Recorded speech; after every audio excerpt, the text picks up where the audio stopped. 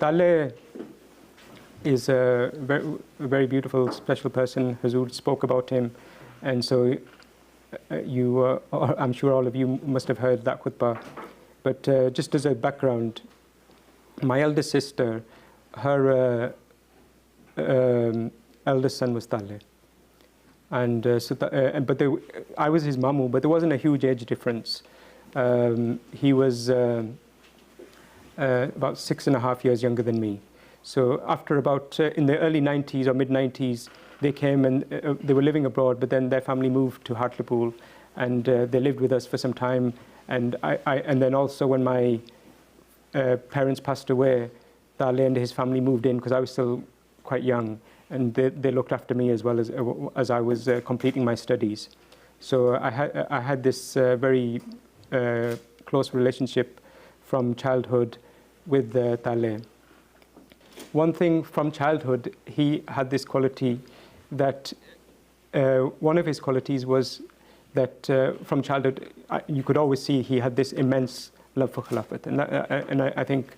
But again, I don't need to speak so much about that because Hazur's already spoken about the taluk he had with Khilafat.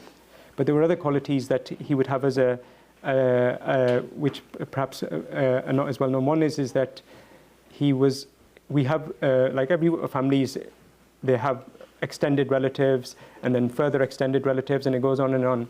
And some people, probably like myself, are the type that you don't spend so much time getting to check in with the relatives, and just on the day-to-day life, who you are with, you're focused on that. But Taley had this quality that he would check in with almost all members of his family from time to time. And no matter how remote, how distant, he would send them a message, he would call them just to say that you're my cousin, and I know we haven't seen each other for a few years, but I just wanted to see if you're well.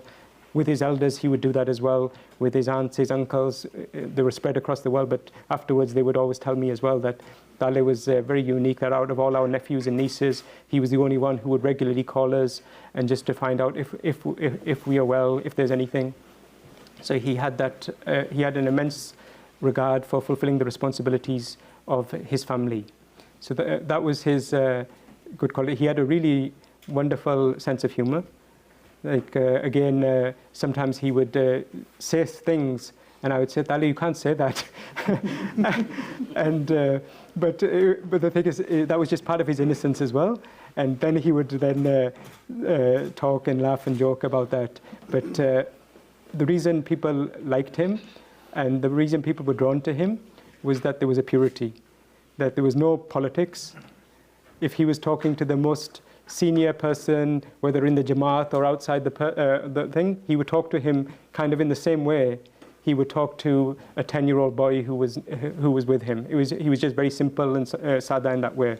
But that was a reflection of his purity. That he would approach sometimes when we were making MTA documentaries, we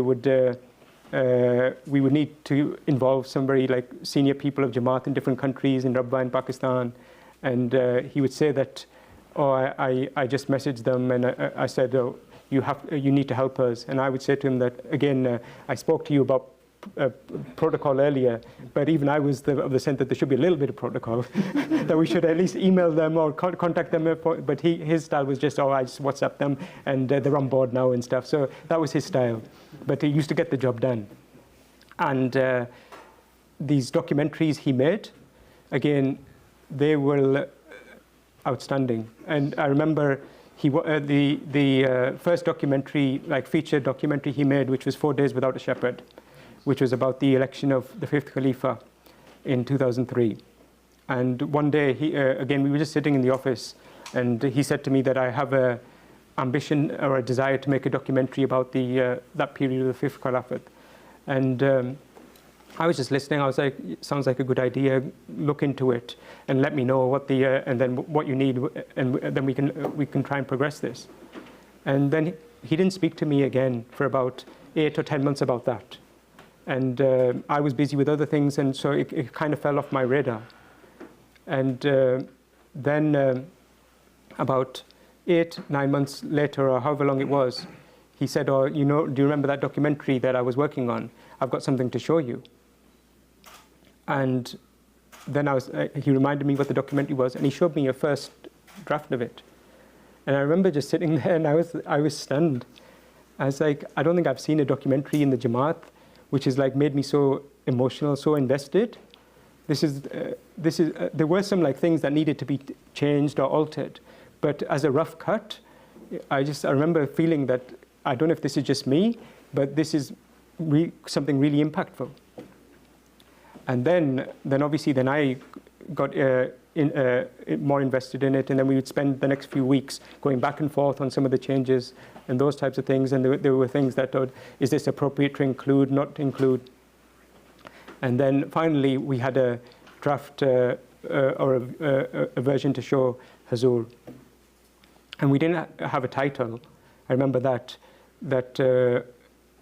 he'd come up with 4 days without 4 days without Khilafat. That was the initial one.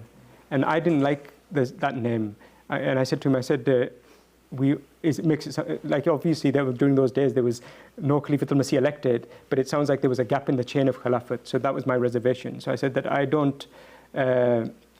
I'm not sure about that name. So anyway, I said I'll take it to in Mulaqat and seek Hazur's guidance. So I took the DVD, and I mentioned to Hazur that Hazur, we produced this documentary, and it's about the election of Khilafat. And Hazur was busy, but he said, okay, put the DVD in, 2 minute dekh leta hu, I'll get a feel, and then I'll give you some feedback. And Hazur was continuing his work, and it played from the beginning. And as it was playing, after 2 or 3 minutes of just listening, Hazur looked up as well. And I think the way it grabbed my attention a little bit, also it grabbed Hazur's attention. That it wasn't something routine, it was something of genuine interest. And then Hazur started watching it, and for like 10, 15, 20 minutes, Hazur was watching it, and very intently. And then Hazur returned to his work after 10 or 15 minutes, but he was still listening. And we got through the whole documentary, which was about 45 minutes.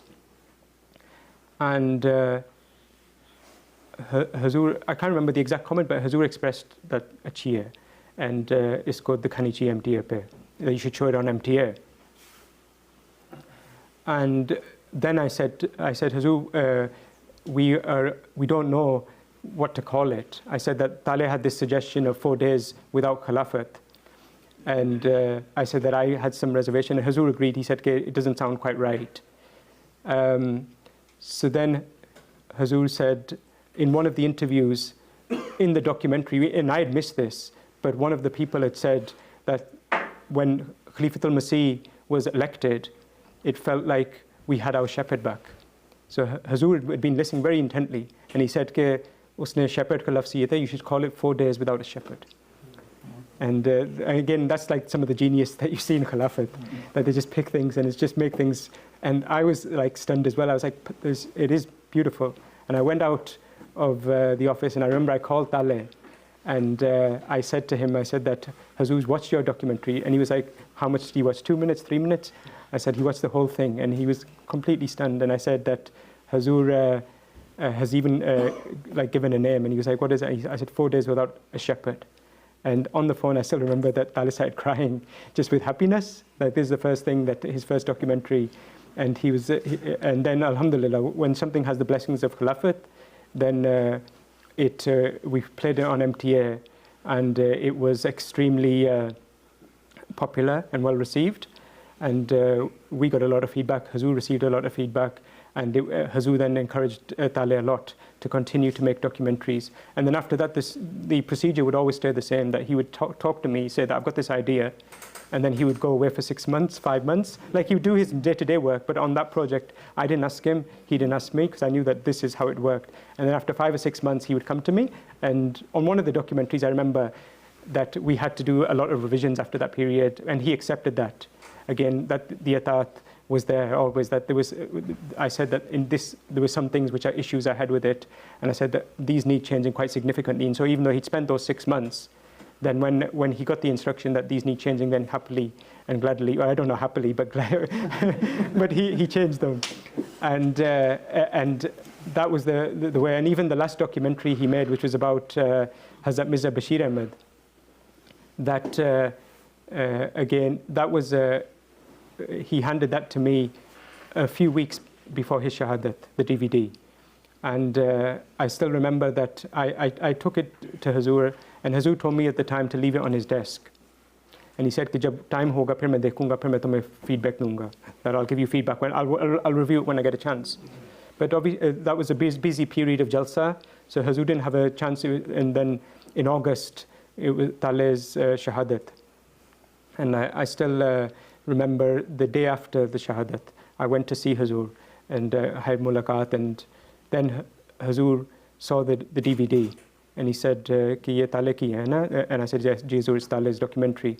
And he said, "Put it in." And then Hazur watched it, and then again, he watched the whole thing, and then he said, "You must play this," and Hazur appreciated it. And then that was kind of like something very emotional for us as well, that after his shahadat, there was still at least one fresh documentary of his that went out on MTA with his narration.